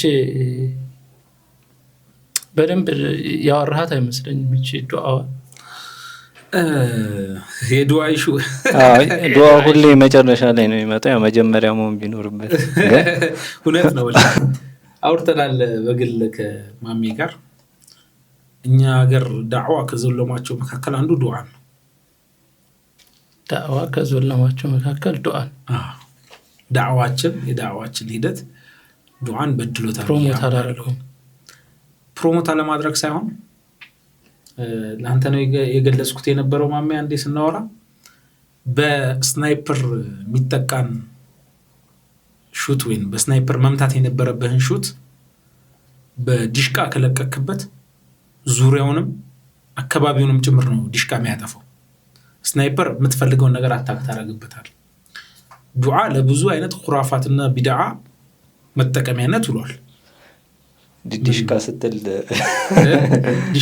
ስትል ምን ተዛይ ዘመን ምሳሌው ጥሩ ስለሆነ ዝም በደም ጠንከር ላድርገው ቢል ለምሳሌ ሰው ታግቶብህ አጋቹን በስናይፐር ነው መመተው፣ በዲሽቃ ታጋቹን ጀስት ዱዓም እንደዛ ነው። ምንም ጥርጥር በሌለው በየሆኑ አካባቢዎች ደግሞ ስፔሲፊካሊ በደንብ ማንሳት በሚቻልባቸው አካባቢዎች ዱዓ ሲባል ሽርክያቶች፣ ቢድዓ የሆኑ ኹራፋት የሆኑ መሰረት የሌላቸው ነገሮች መጠቀሚያ ነው። ቡና ጀባ ምናምን ተለምዷል አይደል? ያንን ቡና ጀባ የሚባል የዱዓ ካልተደረገ ጀበናው ምን አይልም ምናምን የሚሉ አይነት አስተሳሰቦች እና ያለ ዱዓ አይቀዳም ቡናው አይነት ነገር፣ ሌሎችም ብዙ አይነት ባንዘረዝራቸው የሚታወቁ አይነት ክስተቶች ነበሩ። እኛ ባንደርስበትም ደግሞ እኛ ሳንወለድ በፊት በነበረው ጄኔሬሽን ደግሞ እጅግ በጣም በተጋነነ አይነት መልኩ ማለት ነው። አሁንም ያልቀሩ አሉ። የሆኑ አካባቢዎች ላይ ለዱዓ ተብሎ ብዙ ነገሮች የማይደረጉ ነገሮች ዱዓ ልናረግ ነው ተብሎ ሽርክም አንዳንድ ጊዜ ወደ ኩፍር የሚያስጠጉ አይነት ስራዎች ሁሉ የሚሰራበት አላ ጥንቁልና ምናምን ስናነሳ ዱዓ ነው የሚያረጉት አዋቂው ምናምን ተብሎ ነው ወደዛ አይነት እንትን የሚገባው። ያ ነገር መመታት ነበረበት። ኦብቪየስሊ ትክክል ነው። ዱዓ ሙኽሊ ኢባዳ ነው።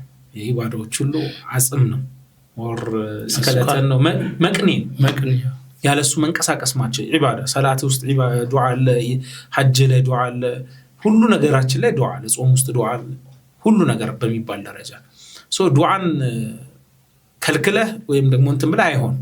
ነገር ግን ይህንን የዱዓ ሙኽሊ ኢባዳ የተባለን መሳሪያ ደግሞ ለቢድዓ አገልግሎት እየዋለ ደግሞ ዝም ብለህ ማየትም የለብህም። አታክ ማድረግ አለብህ።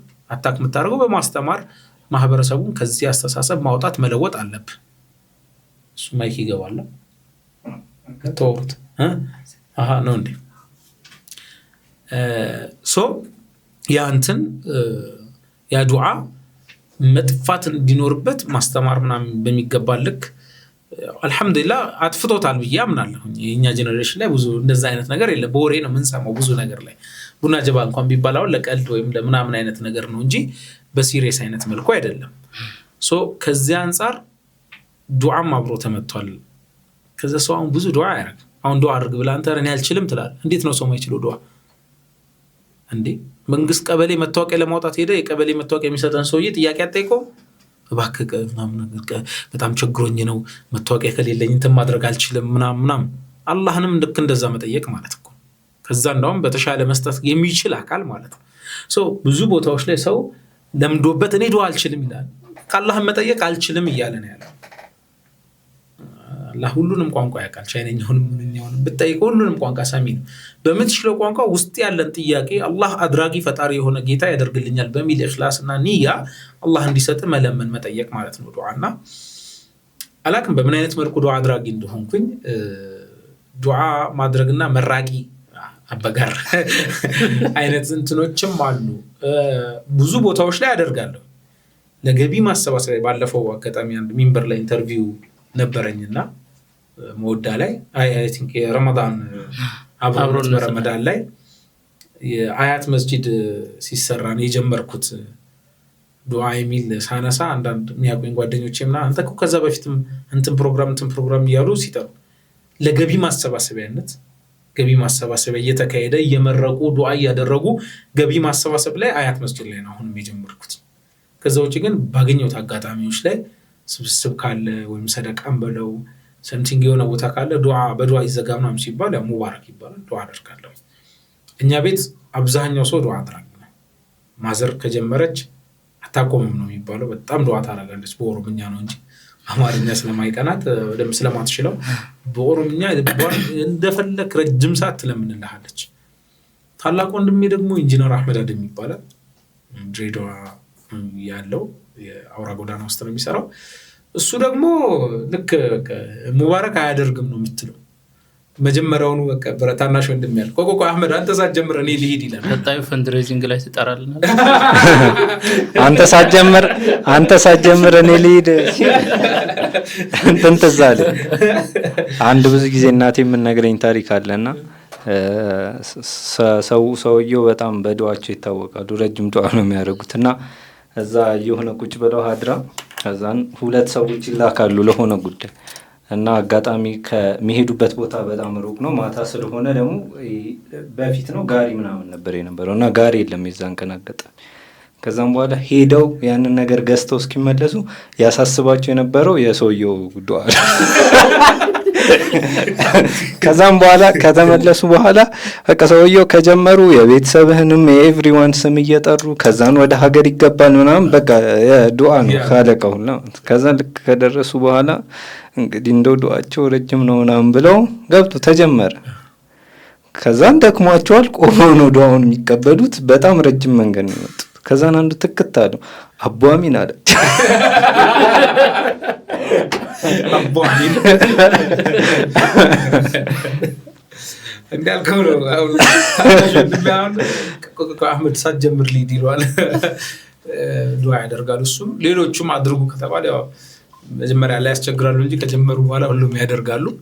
ያ አይነት እንትን አለ። ስፔሻሊ የሆነ ጊዜ ላይ ደግሞ ገቢ ማሰባሰቢያዎች ላይ ፈንድራይዚንግ ፕሮግራሞች ላይ መድረኮች ላይ ምናምን ዱዓ ስታደርግ ሰው ነይቶ ሐጃውን ተናግሮ ዱዓ አድርገህለት ሐጃ ወጣልኝ ይሄ ጠይቅልኝ ነገር አላህ ሰማኝ ተቀበለህ ዱዓህን ሰምቶሃል ብሎ ሲነግረህ ሞሮፍ ዱዓ የየቂን ጉዳይ ነው ብዬ ነው የማምነው።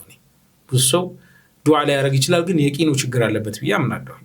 ወይም የሁላችንም እንደሚያደርግ ሳይሆን ጀስት ዱዓ ስለማድረግ ነው የምናደርገው። አላህ ያደርጋል፣ ሐቂቃውን እኮ ያደርጋል። ካልነበርንበት ፈጥሮናል፣ ግን እንረሳዋለን፣ እንዘነጋዋለን። እና ያንን ነገር አልহামዱሊላህ በተግባር ደግሞ ብዙ አንዳንዴ ኖርማል ሩቲን በሆነው ላይፍ ምናምን ያገቡ ሰዎች ሊመስል ይችላል። ከኔ አንተ መጥቶ ከኔ ያገባሁት አንተ ዱዓ አድርገህልኝ አላህ አገርቶልኝ እንጂ ረጅም ዓመት ላገባ ነበር እቅዴ አልተሳካም፣ እንደው ዱዓ አድርግልኝ አላህ አገራልኝ ያገባው የሚል ሰው አለ። ልጅ አገኙ ሰው ይልሃል እና ሰርክልም አለ።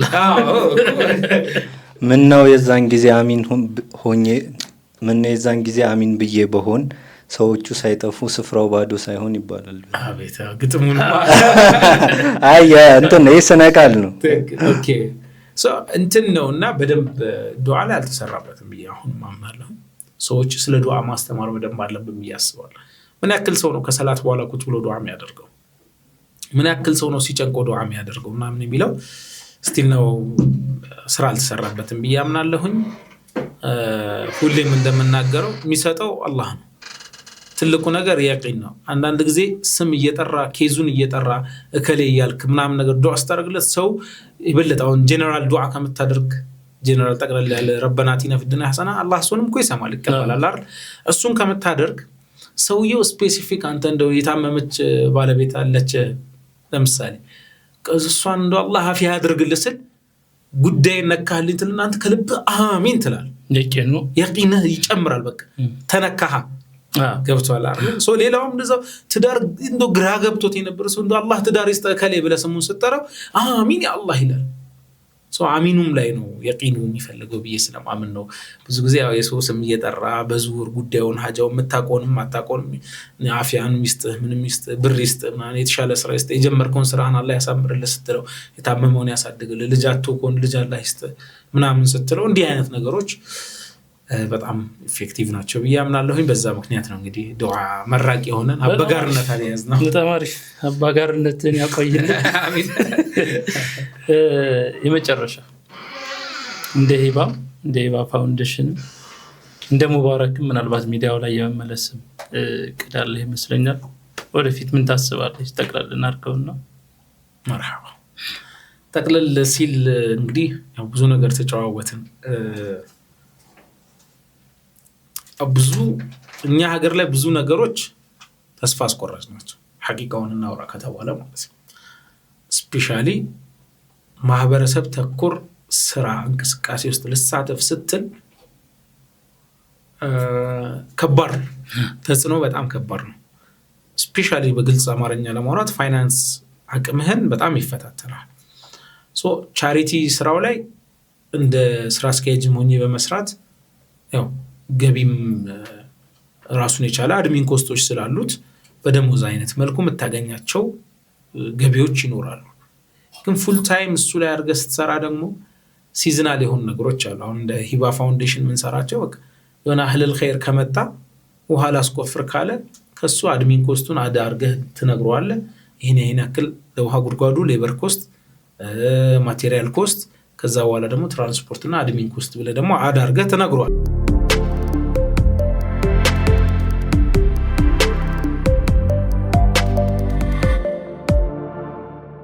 ማህበረሰብ ተኮር የሆነ እንቅስቃሴ ስታደርግ ያው የፋይናንስ አቅም ቅድም እንዳነሳውለ የአህለል ኸይሩ ካልመጣኛው ፕሮጀክት ተኮር ድርጅት ነው። ቻሪቲው ፈንድራይዝ በማድረግ ምናምን አይደለም። አሁን ላይ ወደፊት ምናልባት ልናደርገው እንችላለን። እስከተቻለን አቅም ድረስ ያው ፕሮጀክት ተኮር ሆኖ በዛ ፕሮጀክት ድርጅቱ ራሱ የሚችልበት ስራዎችንም ደግሞ የሚሰራበት ለማድረግ ነው። መስጂድ ከሆነ አንድ መስጂድ የሚሰራ አካል ከመጣ የዛን አድሚን ኮስት ድርጅቱን ራን ለማድረግ ትጠቀማለህ። ደሞዝም ይሆናል ማለት ነው። ሌሎች ወጪዎችንም ከቨር ያደርግልሃል። ፈንድራይዝ የምታደርግ ከሆነ የአባላት መዋጮ ምናምን የምትል ከሆነ ደግሞ ያው ሌላኛው ሜተድ ነው። እሱም ቻሌንጅ አለው፣ በጣም አስቸጋሪ ነው። በዚህ ምክንያት አሁን አህለል ኸይር ካልመጣስ የሚሰራ መስጂድ የሚሰራ ካልመጣስ ምናምን ስትል በጣም ከባድ ነው። ሂባ ፋውንዴሽን በዚህ 2 ዓመት ኦልሞስት 1 ዓመት ከምናምን ከ6 ወር አካባቢ ሆነዋል። ከቢሮ ደረጃ ላይሰንስ ወስደን ምናምን ከሰራን ከዛም በላይ ወደ 1 ዓመት ከ8 ወር አካባቢ ግን እንትን ማድረግ አልቻለም። ራሱን መቻል አልቻለም። ከሙባረክ እንትን አልወረደም። አሁንም ድረስ ጫንቃ አልወረደም። ተጽዕኖዎች አሉብኝ። ራስን መቻል ትፈልጋለህ፣ ማደግ ትፈልጋለህ፣ ከህይወትን ማሻሻል ትፈልጋለህ፣ የቤተሰብንም ህይወት የራስንም ህይወት ያለ ማድረግ ደግሞ ጥሩ ገቢ ማግኘት አለበት። ጥሩ ገቢ ለማግኘት ሰርክልህን ትንሽ ዞር ማድረግ ይፈልጋል። ቅድም እንዳልኩት የቻሪቲ ስራ ኮምፕሊትሊ መውጣት የምችልበት አይነት አይደለም። ገብቼበታለሁ። አንድም በሁለትም ልሰራ እችላለሁ። ጎን ለጎን ግን ቢያንስ የድሮ ሆቢ የሆነውን እንደ ሙያም ሰርቼበታለሁ ብዬ የማስበውን የሚዲያውን የዩቲዩብን ስራ የቃለ መጠይቅ ፕሮግራሞችን ስራ ግን መስራት አለብኝ በሚል ሰሞኑን እንቅስቃሴ ጀምሬያለሁ። ኦልሞስት ቢሮ ተከራይተናል። ፋውንዴሽኑንም ስቱዲዮንም አንድ ላይ አድርገን እንግዶችንም እያቀረብን በዩቲዩቡ ራሳችንን ቢያንስ ገቢያችንን የምናገኝበት ምን ከመጣ ደግሞ በፕሮጀክቶች ደግሞ ድርጅቱ ራሱን የሚችልበትን ሁኔታ የማመቻቸት እንቅስቃሴ ሁለቱንም አንድ ላይ ነው ያለነው። የመዝጋት ሀሳብ የለንም። ሂባ ፋውንዴሽን ነው እንደ ፋውንዴሽን እንደ ኸይር ስራ ብለን የያዝነው ስለሆነ ይመጣል ማህለል ኸይርም ይመጣል ብለን እናስባለን። ዓለም አቀፍ ያለው ብዙ አይነት እንቅስቃሴዎች ያለውን ፕሮጀክቶቻችን እንዳናሳካ አድርገውናል። በተለይ ከዲያስፖራ ኮሚኒቲ አካባቢዎች ጋር ኮላቦሬት አድርገን መስራት የምናስባቸው የመስጂድ፣ የመድረሳ ግንባታ፣ የውሃ ጉድጓድ ቁፋሮ ምናምን ስራዎቻችን አሁን ፍልስጤም ጋር ተያይዞ ካሉ ሰፖርቶች ምናምን አንጻር ሰው ትኩረት ወደዛ ነው። ፊውቸር ሊኖራል ብለን እናስባለን። እስከዛ ድረስ ግን ያው ቢሮ መዘጋትም ስለሌለበት እኛም ባዶ መቅረት ስለሌለብን በጎን ሌላ ስራዎችን ማሰብ አለብን በሚል አንዱ እንደ አማራጭ በፊት የነበርኩበት የሚዲያ ስራውን በስሞል ስቱዲዮ እንግዶችን በመጋበዝ ሰውም እየተማረበት እየጠቀመበት እኔም ገቢ ማገኝበት ይሆናል በሚል እቅድ ነው እንቅስቃሴ ውስጥ ያለሁት። አላህ ያሳካልኝ። ከሳካ በሱ ነው። ካልሆነ ደግሞ ያው እንደ ማንኛውም ኢትዮጵያዊ ሙስሊም መርካቶን ገባና እነግዳለን።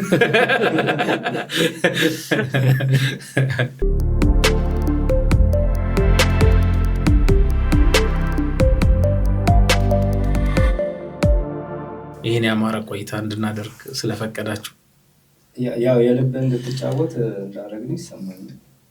የልቤን ብቻ የቋጠርኩትን የወዴን ሁላ ነው ያስፈታኝ። የልብን ብሎ ከላይ ብቻ ያነሳል እንዴ ትላለህ? ያው ሐቂቃውን ያው ብዙ የሚጠቅም ነገር ካለው አላውቅም አለው ብዬም አላስብም እና የሚጠቅም ነገር ካለው ኦፍኮርስ የተወሰነ ነገር ሊኖረው ይችላል። ያን ያክል ባይሆንም ኮመንትም ሀሳብም እቀበላለሁኝ። ተሳሳትኳቸው ያጠፋቸው አስተሳሰብ ምልከታዎች እይታዎች ካሉ ደግሞ ለመታረም በጣም ዝግጁ ሰው ነኝ። በተለይ ቅድም መግቢያ አካባቢ ላይ ያነሳናቸው ፖይንቶች ጋር ተያይዞ ነው ብሎ የሚከራከር አካል ካለ እይታዬ ነው ምልከታዬ ነው። በዛ ላይ ዲቤት ማድረግ ይቻላል፣ መተማመን ይቻላል።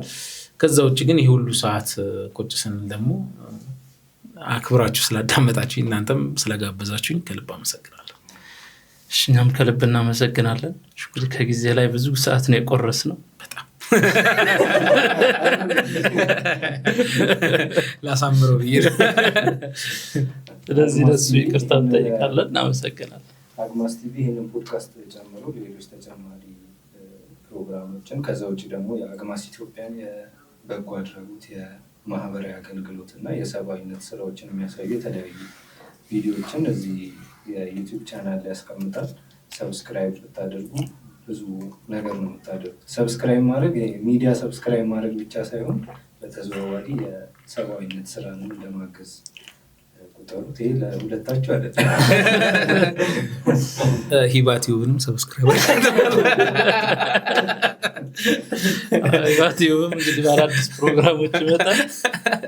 ሰብስክራይብ አድርጉላችሁ። እንግዲህ እናንተ ለነበራችሁ ቆይታ ከልብ እናመሰግናለን። ዛሬ አብሮን ረጅም ሰዓት የቆየው እንግዲህ ሁላችሁም የምታውቁት በጣም ብዙ ሰው ደግሞ የሚወደው ወንድማችን አጋራችን መከታችን ሙባረክ አደም ነበር። ሙባረክ አደም ጌቱ ነበር። መሐመድ ኢድሪስ ካስገላል ሙቤ ከልብ እናመሰግናለን ለዛሬው ቆይታህ። እንደውም እስከዛሬ በተለይ አግማስ ኢትዮጵያ በሚያደርጋቸው እንቅስቃሴዎች ሁሉ ሁሌም አብረን አለህ። ደጋፊያችን ወንድማችን ነህ። ግዴታችን ሂባ የሚሰራው ስራ አለ፣ አግማስ ለሚሰራውም ስራ ሙቤ አብሮ ነው ያለው፣ ቤተሰብ ነው። ስለዚህ እስከዛሬ ለነበረህም አበርክቶ ከልብ እናመሰግናለን። የዛሬው ፕሮግራማችን በዚህ ይጠናቀቃል። በቀጣይ ሌላ እንግዳ ጋር እንጠብቃችኋለን። ሰላም ነው። ሰላም ሁኑልን።